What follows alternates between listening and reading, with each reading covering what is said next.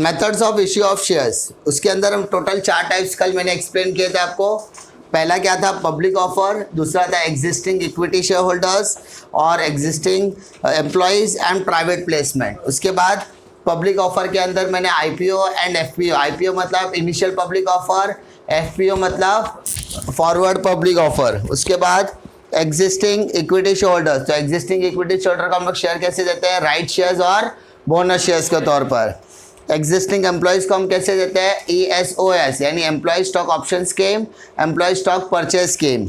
और SARS, SARS का मैंने क्या आता था, स्टॉक एप्रिसिएशन राइट स्कीम।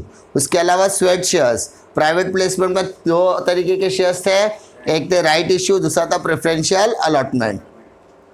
अब हम लोग इसको डिटेल में पढ़ने वाले हैं, क्या क्या चीज़ें इसके अंदर कंटेंट करके रखी थी। कल मैंने आपको पूरा समरी सारे कॉन्सेप्ट को डिटेल में बताया था, लेकिन अंदर क्या होता है, कैसे सारी चीज़ें डिटेल में देखना है।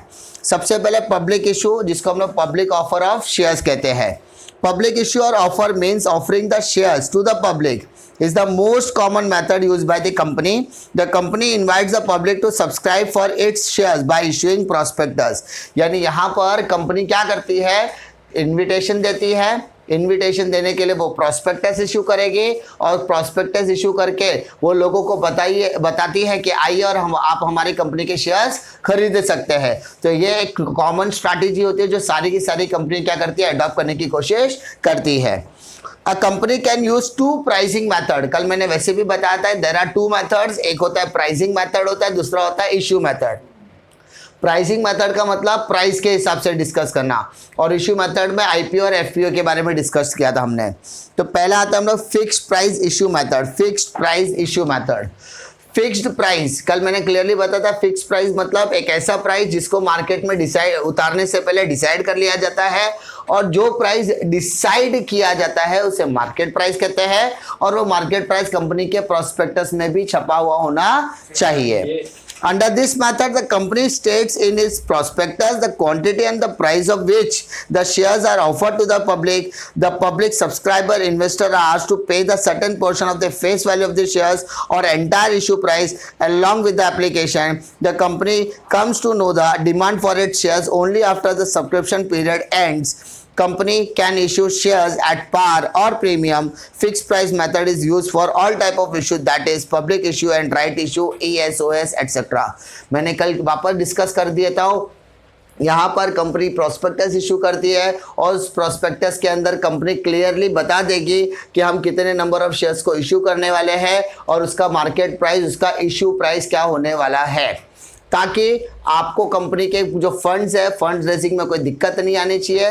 दूसरा, उसके अंदर जो नंबर ऑफ क्वांटिटी और नंबर ऑफ प्राइस यानी इशू प्राइस जो हम डिस्कस करके ऑलरेडी रखते हैं, वो सारी चीज़ें आपको समझ में आनी चाहिए। दूसरा, इसका सब्सक्रिप्शन यानी आपको शेयर्स मिला है या आपको शेयर्स नहीं मिला है, वो कब समझ में आएगा, जब आपका सब्सक्रिप्शन खत्म हो जाएगा तब। पब्लिक इशू जो फिक्स प्राइस है वो कहाँ पर अप्लाई किया जाएगा, तो वो आपको पब्लिक इशू, राइट इशू और एम्प्लॉय स्टॉक ऑप्शन स्कीम जैसे तरीके में देखने के लिए मिलेगा, जहां पर आपका मार्केट प्राइस क्या होता है, फिक्स। मतलब कंपनी शेयर इशू करती है पब्लिक को, पब्लिक को शेयर इशू करने के टाइम पर क्लियरली बोलेगा भाई साहब आपको ये शेयर्स 10 रुपये में मिलेगा, इसकी फेस वैल्यू 10 रुपये, लेकिन हम मार्केट में 50 रुपये में उतार रहे हैं। तो जिसका मार्केट प्राइस, जिसका इश्यू प्राइस क्लियरली मेंशन रहेगा उसके प्रोस्पेक्टस पे, उसे हम लोग कहेंगे फिक्स्ड प्राइस। क्या बोलेंगे, फिक्स्ड प्राइस। सेकेंड मेथड होता है बेटा book building method. Second method क्या है, book building method. Book building method का मतलब क्या होता है, इस मेथड के अंदर मैंने आपको कल 3 चीजें सिखाई थी। एक होता है फ्लोर प्राइस, एक होता है कैप प्राइस, तीसरा होता है cut off price. Floor price मतलब रेंजिंग वाला कैटेगरी है, रेंजिंग में जो छोटा अमाउंट रहेगा वो फ्लोर प्राइस होता है, बड़े अमाउंट को कैप प्राइस बोलते हैं, और जो कंपनी का फाइनल प्राइस होगा उसको हम लोग कट ऑफ प्राइस बोलते हैं। क्या बोलते हैं, कट ऑफ। वही चीज यहाँ पर एक्सप्लेन करके देने की कोशिश की गई है। Under this method, the issuer company determines the number of shares and the issue price at which its shares will be sold by bidding process. Bidding मतलब बिड लगाना, बिड मतलब रेंज डिसाइड करना। बोली बोलते हैं ना, बोली लगाना, कोई 150 151 ऐसा बोली लगाएगा, तो बोली के लिए हमने रेंज दे दिया है कि आपकी जो बोली होगी वो रेंज में होगी। जैसे एक शेयर का प्राइस 100 रुपए से लेके 110 है, तो 100 से लेके 110 का क्या होगा, रेंज हो गया। अब आपको इसके बीच में क्या लगाना है, बोली लगानी, तो बोली कोई किसी भी प्राइस में लगा सकता है। The company issue the red herring prospectus which contains the price range or a price band and ask the investor to bid on it। मतलब उनको बताया जाएगा कि आपको बोली जो है वो 100 रुपए से लेके 105 रुपए के बीच में लगाना है। अब जो बंदा उस प्राइस रेंज में बोली लगाएगा, कोई बोलेगा 102 रुपया, कोई बोलेगा 103 रुपया, कोई बोलेगा 105 रुपया, कोई 110 नहीं बोल सकता। क्यों? क्योंकि रेंज में 110 नहीं है। जितना रेंज दिया गया उसके बीच में आपको क्या लगाना है, बिड लगाना है। बिड मतलब बोली लगानी है। The lower end of the price band is known as floor price while the highest end is known as cap price और सीलिंग प्राइस। मैंने कल क्लियरली बताया, प्राइस का दो रेंज होता है, उसमें जो छोटा अमाउंट होगा वो आपका फ्लोर प्राइस होगा और जो बड़ा अमाउंट रहेगा वो आपका कैप प्राइस होगा, जिसको सीलिंग प्राइस बोलते हैं।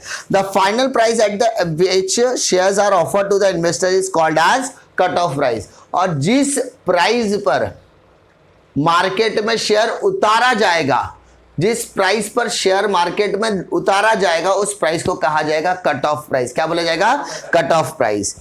द फाइनल प्राइस, ठीक है, investor can bid any number of shares that they are willing to buy at with the application money submitted to the lead, buy at of any price within the price band. Bidding is kept open for 5 days. The bid along with the application money is submitted to the lead merchant banker called as book runner who enters the bid in a book। मतलब जिसको लगता है कि मुझे इस company के shares खरीदने चाहिए वो शेयर्स खरीद सकता है, कोई इशू नहीं।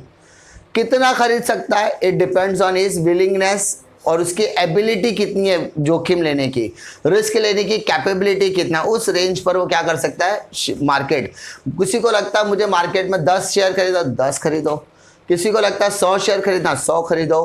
किसी को लगता है 20,000 शेयर, 20,000 खरीदो। जिसकी जितनी कैपेबिलिटी वो उतने शेयर्स खरीद सकता है। लेकिन इस शेयर को खरीदने का जो टाइम बॉन्ड दिया है, टाइम लिमिट दिया, वो कितने दिन का है, 5 दिन का है।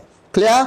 और इसका जो भी पैसा होगा वो आपको क्या करना पड़ेगा, कंपनी के बैंकर के पास जमा करना पड़ेगा।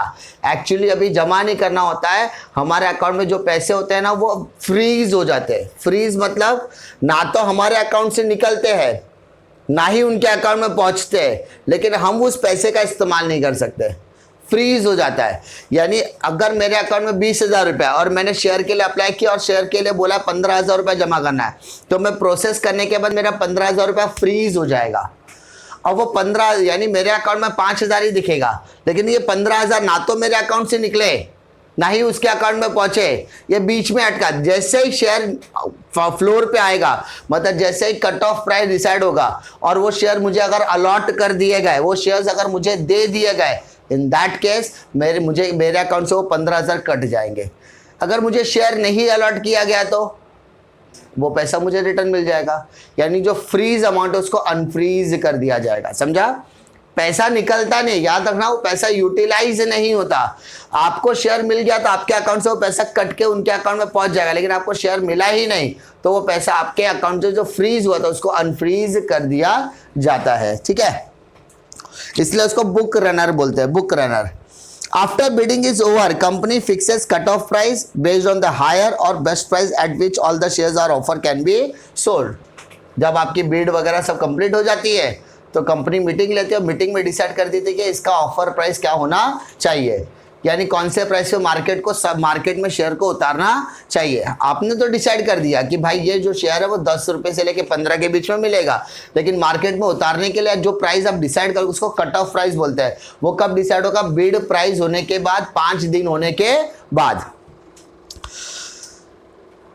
Company issues a prospectus which contains the final price. अब कंपनी क्या करेगी, प्रोस्पेक्टस इशू करेगी जिसके ऊपर क्या लिखा होगा, फाइनल प्राइस। और book building method is use for public issue, that is IPO and FPO. यानी कंपनी इसका इस्तेमाल कब करती है, जब वो आईपीओ या एफपीओ का इस्तेमाल करती है।